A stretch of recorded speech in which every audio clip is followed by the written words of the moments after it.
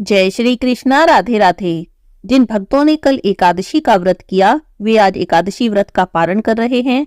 तो एकादशी व्रत पारण में आज हम सुनेंगे तुलसी माता की कथा। बोलिए तुलसी माता की जय हो, विष्णु भगवान की जय हो। पौराणिक कथा के अनुसार प्रजापति महर्षि कश्यप की बहुत सारी पत्नियां थी। उनमें से एक का नाम दनु था। दनु की संतानें दानव कहलाई। दनु के बड़े पुत्र का नाम था दंभ। दंभ बहुत ही सदाचारी था और धार्मिक प्रवृत्ति का था। और दानवों की भांति उसमें ना तो ईर्ष्या थी और ना ही देवताओं से विद्वेष की भावना। वह विष्णु भगवान का बड़ा भक्त था और उन्हीं की आराधना करता था। बस उसे एक ही चिंता सताती रहती थी कि उसके कोई पुत्र नहीं था। उसने आचार्य शुक्राचार्य जी को आचार्य बनाया और उनसे श्री कृष्ण मंत्र की दीक्षा ली। दंभ ने दीक्षा पाकर पुष्कर में महान अनुष्ठान किया। जब उसका अनुष्ठान सफल हुआ तब उसके अनुष्ठान से प्रसन्न होकर भगवान विष्णु प्रकट हुए और कहने लगे कि मैं तुम्हारी तपस्या से बहुत प्रसन्न हूँ और मैं तुम्हें कोई मनवांछित वरदान देना चाहता हूँ। तुम मुझसे अपनी मन की इच्छा के अनुसार कोई भी वरदान मांग सकते हो। तब दंभ ने कहा, हे भगवान, यदि आप मेरी तपस्या से प्रसन्न हैं तो मुझे ऐसा पुत्र दें जो आपका भक्त हो और त्रिलोक विजयी हो, जिसे देवता भी युद्ध में ना जीत सकें। तब भगवान विष्णु ने तथास्तु कहा और वहां से अंतर्ध्यान हो गए। दंभ प्रसन्न मन से अपने घर लौट आया। गोलोक में श्री राधा ने श्री कृष्ण जी के पार्षद श्री दामा को असुर होने का श्राप दिया था। श्राप मिलते ही वही दंभ की पत्नी के गर्भ में आया। जन्म होने के बाद दंभ ने अपने उस पुत्र का नाम शंखचूड़ रखा। जब वह कुछ बड़ा हुआ तो दंभ ने उसे मुनि जैगजीविष्य के देखरेख में रख दिया। मुनि ने उसे शिक्षा दीक्षा दी और अपनी कुमार अवस्था में ही शंखचूड़ पुष्कर में गया और उस महान धार्मिक तपस्थली में ध्यान मग्न होकर वर्षों तक ब्रह्मा जी की तपस्या करता रहा। उसकी घोर तपस्या से प्रसन्न होकर ब्रह्मा जी वहां पर प्रकट हुए और कहने लगे कि मैं तुम्हारी तपस्या से प्रसन्न हूं, मुझसे वर मांगो। तब उसने कहा, हे पितामह, मुझे ऐसा वरदान दीजिए कि मुझे देवता भी पराजित ना कर सके। तब ब्रह्मा जी ने उसे ऐसा ही वरदान दिया और श्री कृष्ण कवच प्रदान करते हुए उसे आदेश दिया, हे शंखचूड़, तुम बद्रिकाश्रम चले जाओ। वहां पर तुम्हारे भाग्य का सितारा उदय होने की प्रतीक्षा कर रहा है। ब्रह्मा जी के आदेश पर शंखचूड़ बद्रिकाश्रम में गया। वहां पर उसने देखा कि महाराज धर्मध्वज की पुत्री तुलसी तपस्या कर रही थी। दोनों का आपस में परिचय हुआ और ब्रह्मा जी की इच्छा से दोनों का विवाह हो गया। अपनी पत्नी को लेकर शंखचूड़ पुनः दैत्यपुरी में लौट गया। शुक्राचार्य जी ने उसे दानवों का अधिपति बना दिया। सिंहासन पर बैठते ही उसने अपना साम्राज्य बढ़ाने के लिए देवलोक पर चढ़ाई कर दी। ब्रह्मा जी के वरदान के कारण वह अजय हो चुका था, इसीलिए देवताओं को हराने में उसे कोई भी कठिनाई नहीं हुई। उसने अमरावती पर कब्जा कर लिया और इंद्र अमरावती छोड़कर भाग निकले। देवता उसके डर से गंदराओं में जा छुपे। शंखचूड़ अब तीनों लोकों का शासक हो गया था।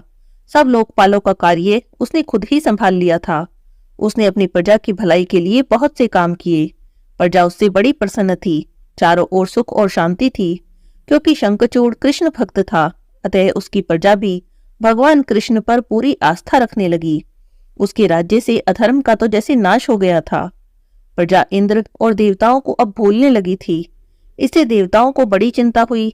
तब इंद्र पितामह ब्रह्मा जी के पास गए और बोले, हे पितामह, आपने शंखचूड़ को अभय होने का वरदान देकर उसे निरंकुश बना दिया है। वह अमरावती पर कब्जा जमाए बैठा है। सभी देवता दर दर की ठोकरें खा रहे हैं। अब बताइए हम क्या करें? तब पितामह ने कहा, हे देवेंद्र, शंखचूड़ धार्मिक रीति से अपना शासन चला रहा है। प्रजा उससे प्रसन्न है और उसके राज्य में सभी सुखी हैं और संपन्न हैं। उन्हें हमसे कोई शिकायत नहीं। इंद्र बोले, ये तो सब ठीक है पितामह, लेकिन क्या हम यूं ही भटकते रहेंगे? आखिर अमरावती देवताओं का भाग है। तब पितामह बोले, अवश्य है, किंतु शंखचूड़ ने तुम्हें युद्ध में पराजित करके उसे प्राप्त किया है।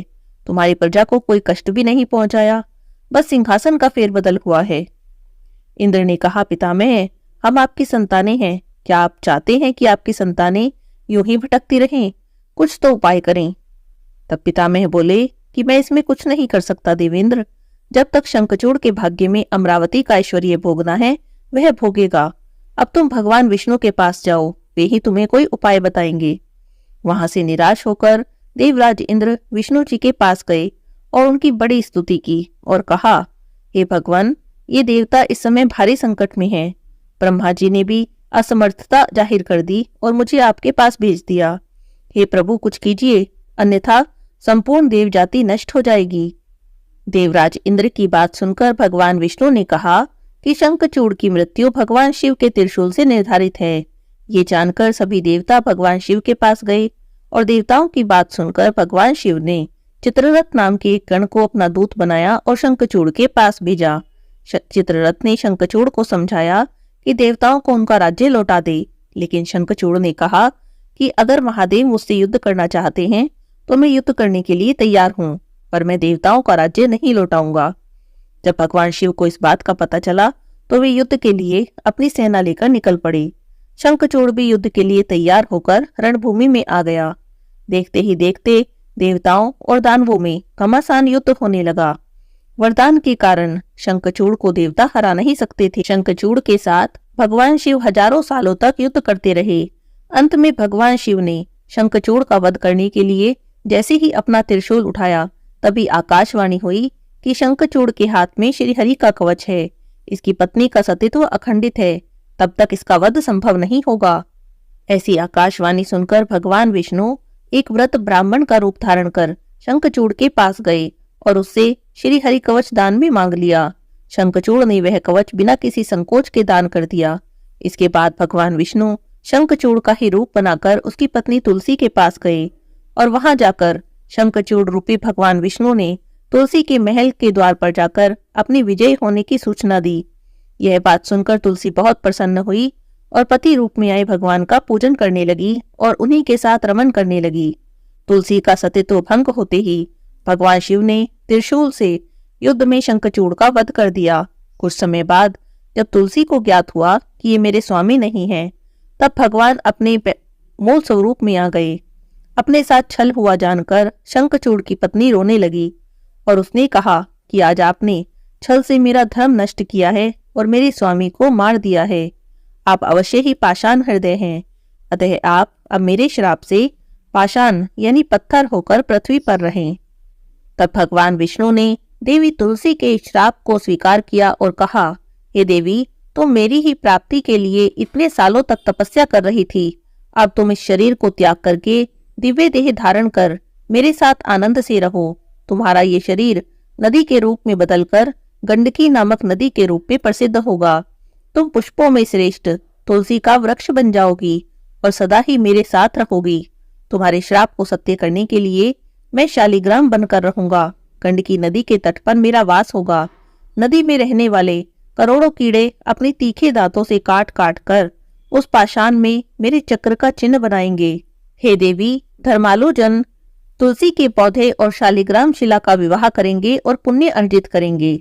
एकादशी के दिन भगवान शालिग्राम और तुलसी जी का जो कोई पूजन करेगा उसकी सभी मनोकामनाएं पूरी होंगी। जो मेरे को तुलसी अर्पित करेगा उसकी सभी मनोकामनाएं मैं पूरी करूंगा। और ऐसा कहकर भगवान विष्णु वहां से अंतर्ध्यान हो गए। एकादशी पारण के दिन तुलसी माता की भगवान विष्णु की इस कथा को जो कोई भी सुनता है उसे एकादशी व्रत का पूर्ण फल प्राप्त होता है। उस पर तुलसी माता की और भगवान विष्णु की कृपा सदा ही बनी रहती है। उसके जीवन के सभी संकट दूर हो जाते हैं और उसकी सभी मनोकामनाएं पूरी होती हैं। बोलिए तुलसी माता की जय हो, विष्णु भगवान की जय हो। बहुत समय पहले की बात है। इस पृथ्वी पर राजा अम्बरीश का शासन था। राजा अम्बरीश भगवान श्रीहरि के परम भक्त थे। वे पृथ्वी के सातों द्वीप, अचल संपत्ति और अतुल ऐश्वर्य के शासक होने पर भी इन्हें सपने के समान मानते थे, क्योंकि जानते थे कि जिस धन और वैभव के लोभ में पड़कर मनुष्य घोर नरक में जाता है वह केवल 4 दिन की चांदनी है। राजा अम्बरीश का भगवान श्री कृष्ण में और उनके प्रेमी साधुओं में परम प्रेम था।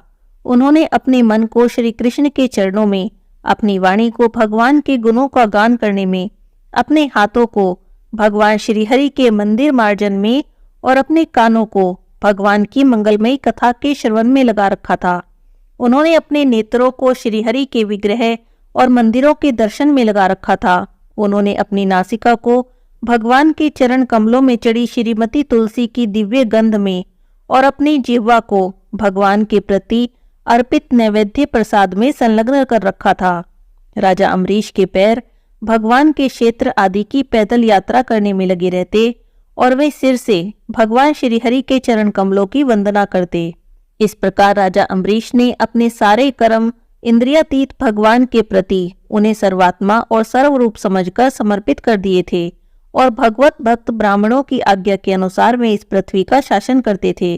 उन्होंने बड़ी बड़ी दक्षिणा वाले अनेकों अश्वमेघ यज्ञ करके यज्ञाधिपति भगवान की आराधना की। उनकी प्रजा महात्माओं के द्वारा गाए हुए भगवान के उत्तम चरित्रों का बहुत सम्मान करती थी। किसी समय बड़े प्रेम से श्रवण करती और किसी समय उनका गान करती। इस प्रकार उनके राज्य के मनुष्य देवताओं के अत्यंत प्यारे स्वर्ग की भी इच्छा नहीं करते थे। राजा अम्बरीश की अनन्य प्रेम भक्ति से प्रसन्न होकर भगवान ने उनकी रक्षा के लिए सुदर्शन चक्र को नियुक्त कर दिया, जो विरोधियों को भयभीत करने वाला और भगवत भक्तों की रक्षा करने वाला है।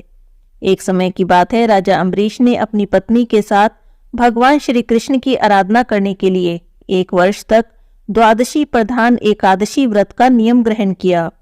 व्रत की समाप्ति होने पर कार्तिक महीने में उन्होंने 3 रात तक उपवास किया और एक दिन यमुना जी में स्नान करके भगवान श्री कृष्ण की पूजा की। उसके बाद पहले ब्राह्मणों को स्वादिष्ट और अत्यंत गुणकारी भोजन कराया। उन लोगों के घर 60 करोड़ गायें सुसज्जित करके भेज दी। जब ब्राह्मणों को सब कुछ मिल चुका तब राजा ने उनसे आज्ञा लेकर व्रत का पारण करने की तैयारी की। अभी राजा अम्बरीश पारण की तैयारी ही कर रहे थे कि तभी दुर्वासा ऋषि वहां पर आ गए। राजा अम्बरीश उन्हें देखते ही उठकर खड़े हो गए, उन्हें आसन देकर बैठाया और विविध सामग्रियों से उनके चरणों में प्रणाम किया और उनसे भोजन की प्रार्थना की। ऋषि दुर्वासा ने राजा अम्बरीश की प्रार्थना स्वीकार कर ली और इसके बाद आवश्यक कर्मों से निवृत्त होने के लिए वे नदी तट पर चले गए। वे ब्रह्म का ध्यान करते हुए यमुना के पवित्र जल में स्नान करने लगे। इधर द्वादशी केवल घड़ी भर शेष रह गई थी। अब राजा अम्बरीश धर्म संकट में पड़ गए। उन्होंने ब्राह्मणों से परामर्श किया और कहने लगे, हे ब्राह्मण देवताओं, ब्राह्मण को बिना भोजन कराए स्वयं खा लेना और द्वादशी रहते पारण न करना, दोनों में ही दोष है। इसीलिए इस समय जैसा करने से मेरी भलाई हो और मुझे पाप भी न लगे, ऐसा काम करना चाहिए। तब ब्राह्मणों के साथ विचार करके कहने लगे, हे ब्राह्मणों, श्रुतियों में कहा गया है कि जल पी लेना भोजन करना है भी और नहीं भी। इसीलिए इस समय मैं केवल जल से पारण कर लेता हूँ। और ऐसा निश्चय करके मन ही मन भगवान का चिंतन करते हुए राज ऋषि अम्बरीश ने जल पी लिया और फिर दुर्वासा जी के आने की बाट देखने लगे। दुर्वासा जी आवश्यक कर्मों से निवृत्त होकर यमुना तट से लौट आए। जब राजा ने आगे बढ़कर उनका अभिनंदन किया तब उन्होंने अपने तेज से जान लिया कि राजा ने एकादशी व्रत का पारण कर लिया है। उस समय दुर्वासा जी बहुत भूखे थे, क्रोध से थर थर कांपने लगे। तब उन्होंने हाथ जोड़कर खड़े हुए राजा अम्बरीश को डांटकर कहा, अहो देखो तो सही, यह कितना क्रूर शासक है। धन के मद में मतवाला हो रहा है। भगवान की भक्ति तो इसे छू भी नहीं गई। यह अपने को बड़ा समर्थ मानता है। आज इसने धर्म का उल्लंघन करके बड़ा ही पाप किया है। मैं इसका अतिथि होकर आया हूँ, फिर भी इसने मुझे बिना भोजन कराए ही खाना खा लिया। अच्छा देख, मैं तुझे अभी इसका फल चखाता हूँ।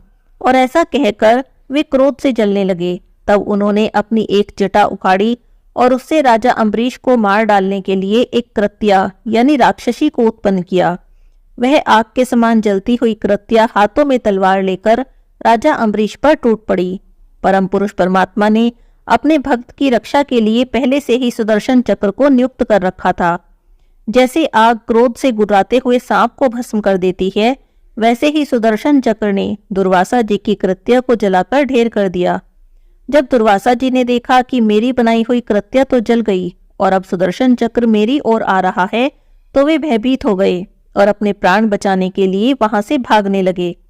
जैसे ऊंची ऊंची लपटों वाला दावानल सांप के पीछे दौड़ता है, वैसे ही भगवान का चक्र तो मेरे पीछे ही लग गया है। तब दुर्वासा जी सभी दिशाओं में आकाश, पाताल, अतल वितल आदि नीचे के लोक, समुद्र, लोकपाल और उनके द्वारा सुरक्षित लोकों में गए, यहाँ तक कि स्वर्ग में गए। परंतु जहां जहां वे जाते वहां वहां सुदर्शन चक्र उनके पीछे आ जाता। तब उन्हें कोई भी रक्षक न मिला तो वे डर गए और अपने प्राण बचाने के लिए ब्रह्मा जी के पास गए और उनकी शरण में जाकर बोले, हे ब्रह्मा जी, आप तो स्वयंभू हैं, भगवान के इस चक्र से मेरी रक्षा करें। तब ब्रह्मा जी कहने लगे, दुर्वासा जी, मैं, शंकर जी, दक्ष, भृगु आदि प्रजापति, भूतेश्वर आदि जिन सबके बनाए नियमों में बंधे हैं और जिनकी आज्ञा शिरोधार्य करके हम संसार का हित करते हैं, उन भक्त के द्रोही को बचाने में हम समर्थ नहीं। तब ब्रह्मा जी ने इस प्रकार कहकर दुर्वासा जी को निराश कर दिया। तब दुर्वासा जी भगवान शंकर की शरण में गए। तब शंकर जी कहने लगे, दुर्वासा जी, जिनसे पैदा हुए अनेकों ब्रह्मांड में हमारे जैसे हजारों चक्कर काटते हैं, यह चक्र उन्हीं विश्वेश्वर का शस्त्र है और यह हम लोगों के लिए असह्य है। तुम उन्हीं की शरण में जाओ, अब वे ही भगवान तुम्हारा मंगल करेंगे। निराश होकर दुर्वासा जी श्री हरि भगवान के परमधाम वैकुंठ की तरफ भागे। दुर्वासा जी भगवान के चक्र की आग से जल रहे थे, भगवान के चरणों में गिर गए और कहने लगे, हे प्रभु, हे अच्युत, हे अनंत, आप संतों के एकमात्र इच्छित हैं। हे प्रभु, संपूर्ण जगत के जीवन दाता हैं, मैं अपराधी हूँ, आप मेरी रक्षा करें। आपका परम प्रभाव न जानने के कारण ही मैंने आपके प्यारे भक्त का अपराध किया है। हे प्रभु, आप मुझे बचाएं। तब श्री भगवान कहने लगे, दुर्वासा जी, मैं तो अपने भक्तों के अधीन हूँ, मुझे तो तनिक भी स्वतंत्रता नहीं। मेरा जो भक्त स्त्री, पुत्र, ग्रह, गुरुजन, प्राण, धन, इहलोक और परलोक सबको छोड़कर केवल मेरी शरण में आ गए हैं, उन्हें छोड़ने का संकल्प तो मैं कर ही नहीं सकता। इसमें कोई संदेह नहीं कि ब्राह्मणों के लिए तपस्या और विद्या परम कल्याण के साधन है, परंतु यदि ब्राह्मण उद्दंड और अन्यायी हो जाएं, तो वे दोनों ही उल्टा फल देते हैं। दुर्वासा जी सुनिए, मैं आपसे एक उपाय बताता हूँ, जिसका अनिष्ट करने से आपको इस विपत्ति में आना पड़ा। आप उसी की शरण में जाइए, उसी से क्षमा मांगिए, तभी आपको शांति मिलेगी। सुदर्शन चक्र की ज्वाला से जलते हुए दुर्वासा जी लौटकर राजा अम्बरीश के पास आए और उन्होंने बहुत दुखी होकर राजा के पैर पकड़ लिए। दुर्वासा जी की यह चेष्टा देखकर और उनके चरण पकड़ने से लज्जित होकर राजा अम्बरीश भगवान के चक्र की स्तुति करने लगे। राजा अम्बरीश ने कहा, हे प्रभु सुदर्शन, आप अग्नि स्वरूप हैं, भगवान के प्यारे हैं। हे हजार दांत वाले चक्रदेव, मैं आपको नमस्कार करता हूँ। समस्त अस्त्रों शस्त्रों को नष्ट कर देने वाले और पृथ्वी के रक्षक, आप इन ब्राह्मण की रक्षा करें। आप कृपा करके हमारे कुल के भाग्योदय के लिए दुर्वासा जी का कल्याण करें। हमारे ऊपर यह आपका महान अनुग्रह होगा। यदि मैंने कुछ भी दान किया है, कोई भी यज्ञ किया है और अपने धर्म का पालन किया है, यदि हमारे वंश के लोग ब्राह्मणों को अपना आराध्य देव समझते हैं, तो दुर्वासा जी की जलन मिट जाए। भगवान समस्त गुणों के एकमात्र आश्रय स्थल हैं। यदि मैंने समस्त प्राणियों के आत्मा के रूप में उन्हें ही देखा है, तो वे मुझ पर प्रसन्न हो और दुर्वासा जी के हृदय की सारी जलन मिट जाए। जब राजा अम्बरीश ने दुर्वासा जी को सब ओर से जलाने वाले भगवान के सुदर्शन चक्र की इस प्रकार स्तुति की, तब उनकी प्रार्थना से वह चक्र शांत हो गया। जब दुर्वासा ऋषि चक्र की आग से मुक्त हो गए और उनका चित्त स्वस्थ हो गया, तब वे राजा अम्बरीश को अनेकानेक उत्तम आशीर्वाद देते हुए उनकी प्रशंसा करने लगे। दुर्वासा जी ने कहा, धन्य है, आज मैंने भगवान के प्रेमी भक्तों के महत्व को देखा। हे राजन, मैंने आपका अपराध किया, फिर भी आप मेरे लिए मंगल कामना कर रहे हैं। हे राजा अम्बरीश, आपका हृदय करुणा से भरा है, आपने मेरे अपराध को भुलाकर मेरी रक्षा की है। जब से दुर्वासा जी चक्र से जीवन रक्षा के लिए भाग रहे थे, तब से राजा अम्बरीश ने भोजन नहीं किया था, क्योंकि वे तो दुर्वासा जी के लौटने की राह देख रहे थे। अब उन्होंने दुर्वासा जी के चरण पकड़ लिए और उनसे प्रसन्न रहकर विधि पूर्वक भोजन करने की विनती की।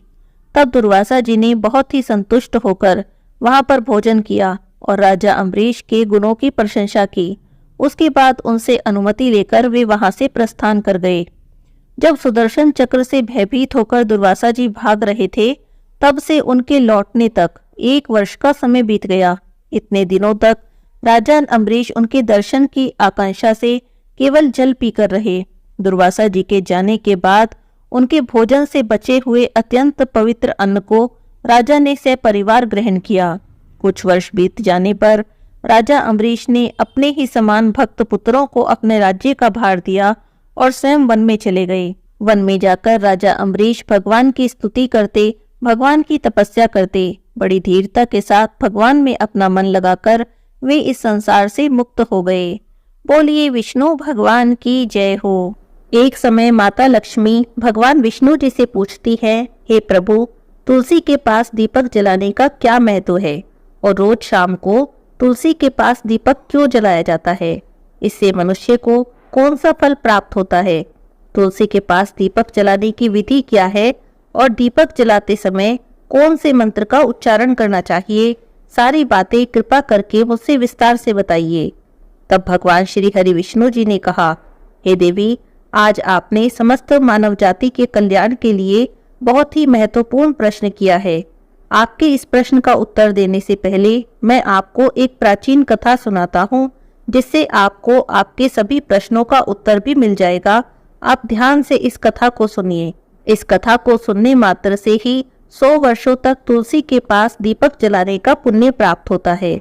तब माता लक्ष्मी जी कहती है, हे प्रभु, मैं इस कथा को सुनने के लिए उत्सुक हूँ, कृपा करें और इस कथा को सुनाना प्रारंभ करें। तब भगवान विष्णु माता लक्ष्मी को कथा सुनाते हैं।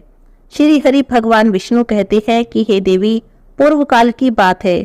दक्षिण दिशा में तुंगभद्रा नाम की एक बहुत बड़ी नदी है।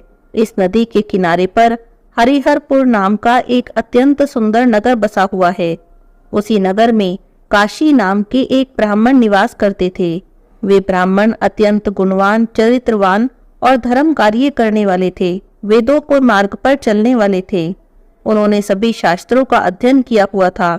उन ब्राह्मण की एक पत्नी थी, जिसे लोग दुराचारिणी कहकर बुलाते थे, क्योंकि उसके कर्म ही उसके नाम के अनुसार थे। वह सदा अपने पति को अपमानित करती, अपने पति के लिए कुवाच्य कहती, अपने पति को बहुत दुख देती और कभी भी अपने पति के लिए भोजन नहीं बनाती थी। उसने अपने पति के साथ कभी शयन भी नहीं किया, कभी उसके साथ प्रेम से व्यवहार नहीं किया। पति के मित्र, परिवार के लोग घर पर आते तो वह उनको अपमानित करके भगा देती और स्वयं काम भाव से उन्मत्त होकर निरंतर अन्य व्यभिचारिणी स्त्रियों के साथ घूमा करती। उसका मन पति को छोड़कर पराये पुरुषों में ही लगा रहता। उसने कभी अपने पति से प्रेम से बात नहीं की, किंतु पराये पुरुषों के संग बैठकर बातें किया करती थी। पराये पुरुषों को मोहित करने के लिए सज धज कर गाँव में घूमने जाती। कभी वन में किसी वृक्ष के नीचे खड़ी रहकर सुंदर पुरुषों की राह देखती और किसी दुष्ट पुरुष को मोहित करके उसके संग भोग विलास करती। फिर एक दिन वह दुराचारिणी स्त्री वन में जाकर एक वृक्ष के नीचे खड़ी हो गई। उस समय उसका चित्त काम से भरा हुआ था। वह किसी सुंदर कामी पुरुष की राह देख रही थी, किंतु बहुत समय बाद भी उस स्थान पर कोई पुरुष नहीं आया तो वह बहुत दुखी हो गई और प्रियतम की खोज में इधर उधर देखने लगी। उस दिन उसका सारा परिश्रम व्यर्थ ही हो गया। वह वहां पर खड़ी होकर नाना प्रकार की बातें कहकर विलाप करने लगी। आज तो इस मार्ग में कोई भी सुंदर पुरुष ही नहीं आया। अब मैं कैसे अपनी काम वासना को शांत करूं? इतना सब कहकर जोर जोर से विलाप करने लगी। उस जंगल में एक भयानक बाघ निवास करता था। उस पापनी स्त्री की आवाज सुनकर वह जाग गया और उछलकर उस स्त्री का भक्षण करने के लिए उसके पास आ गया। उस भयंकर बाघ को देखकर उस स्त्री के तो पसीने छूटने लगे। वह भय से थरथर कांपने लगी। वह स्त्री कुछ करती, इतने में ही उस बाघ ने अपने पंजे से उसे घायल कर दिया और वह जमीन पर गिर पड़ी। जमीन पर गिरते ही चिल्लाते हुए कहने लगी, अरे बाघ, तू किस लिए यहाँ पर आया है और मुझे क्यों मार रहा है? तू मुझे छोड़ दे, मेरा भक्षण करके तुझे क्या मिलेगा?